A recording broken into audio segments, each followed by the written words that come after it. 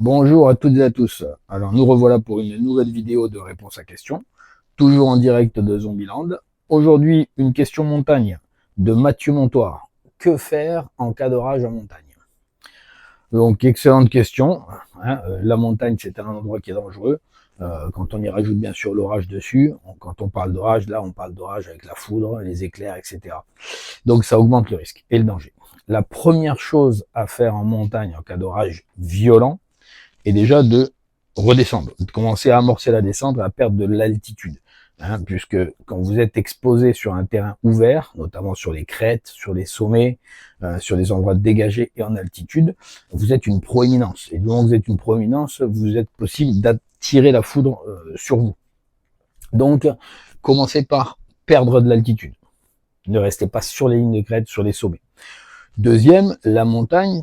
Pensez que en montagne, vous avez des cabanes et des abris. Donc on en parlera un petit peu à la fin. Cabanes et abris qui sont ouverts et disponibles. Abris, c'est souvent ce qu'on appelle des oris, c'est un abri de pierre sèche qui donne une bonne protection.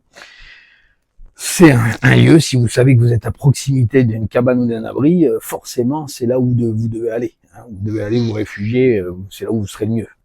La tente, si vous êtes en plein bivouac et vous êtes dans la tente, attention, les piquets aluminium et les piquets surtout fibres de verre, carbone, attirent son conducteur d'électricité, donc va forcément attirer la foudre encore plus que le reste.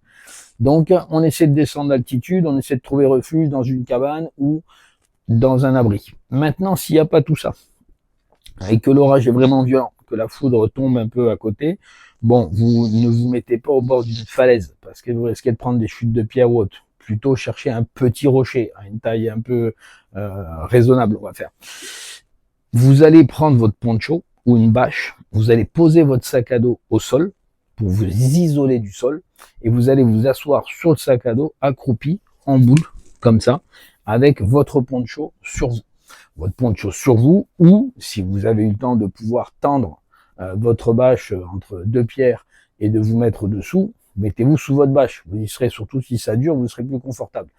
Voilà, l'objectif est de vous isoler du sol, de vous débarrasser de tout objet métallique qui peut attirer la foudre. Alors c'est pas le quart pour boire, c'est les bâtons de marche, le piolet, les choses comme ça qui vraiment sont conducteurs. Évitez d'être une proéminence, c'est-à-dire ne soyez pas au milieu d'un champ tout seul assis, voilà, ou non plus sous les arbres, puisque forcément vous risquez la chute de branches ou même d'arbres. Donc ça peut être plus compliqué. Voilà, et isolez-vous du sol. Si vous n'avez pas contact entre vous et le sol, ok. Donc voilà, le sac à dos c'est le meilleur moyen. Sac à dos, on s'assoit dessus, la bâche ou le poncho dessus, et on se met en position recroquevillé, de manière à s'isoler et se protéger. Si vous avez un petit peu de temps, cherchez un endroit où vous pouvez tendre votre bâche. C'est pour ça aussi que même vos ponchos, moi je vous conseille toujours d'avoir des ponchos qui ont des œillets. Comme ça, votre poncho, c'est un poncho, taille humaine, mais si vous pouvez toujours le tendre avec un peu de paracorde et vous faire un petit abri de fortune. Ça m'a sorti plusieurs fois de galère. La meilleure solution pour moi, c'est celle-là. Même s'il pleut, vous prenez quelques minutes pour tendre votre poncho, vous vous mettez dessous, vous asseyez sur votre sac à dos, et puis voilà, vous prenez manger une barre de céréales et vous attendez que ça passe. Ok. Et si vous avez un abri à proximité, une cabane de berger ou autre, allez dans votre abri. Pour la cabane, pourquoi je voulais revenir dessus? Un petit clin d'œil à une cabane un jour, une très bonne page Insta que je recommande, où d'ailleurs ils ont la charte du cabaneur, j'ai posté cette semaine, que vous pouvez télécharger.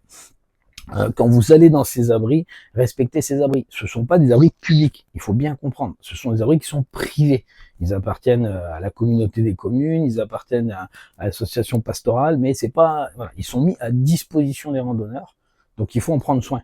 Il n'y a rien de plus qui m'énerve quand j'arrive dans une cabane que c'est le bordel, c'est dégueulasse, c'est pas rangé, il y a des détritus, etc. Donc prenez soin de ces abris, sinon on n'y aura plus accès. Voilà, donc c'est tout ce que je veux dire. Ok, j'espère Mathieu que j'ai répondu à ta question. Gardez bien en tête les réflexes, écartez-vous des grandes parois rocheuses, ne restez pas sur une ligne de crête en altitude sur un sommet, perdez un peu d'altitude, tendez une bâche, asseyez-vous sur votre sac à dos, dessous, pour éviter le contact avec le sol, et débarrassez-vous, mettez à une certaine distance de vous vos bâtons de marche, votre piolet, des choses métalliques qui peuvent attirer la foudre. Et ne restez pas dans la tente avec les piquets aluminium ou carbone. D'accord. Voilà. Donc je vous souhaite une bonne soirée Et n'oubliez pas, si vous avez des questions, n'hésitez pas à me les envoyer par message. J'y répondrai par vidéo en taguant votre nom. Voilà, à bientôt.